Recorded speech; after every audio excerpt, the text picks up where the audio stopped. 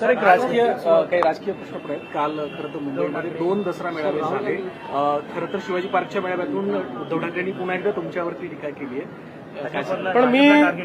पण मी उद्धव ठाकरे यांचे आभार मानेन की उद्धव ठाकरेजींनी माझे 1000 रुपये वाचवले. कारण मी आव्हान केलं होतं की उद्धव ठाकरे यांच्या भाषणामध्ये विकासाच्या संदर्भातला एक मुद्दा दाखवा आणि 1000 रुपये मिळवा. काल मी तर काही त्यांचं भाषण ऐकलं नाही, पण मी फक्त भाषण संपल्याबरोबर जे भाषण ऐकणारे आहेत त्यांना विचारलं, 2-3 पत्रकारांना विचारलं, बाबा मला 1000 रुपयाचं त्या ठिकाणी आता फटका आहे का?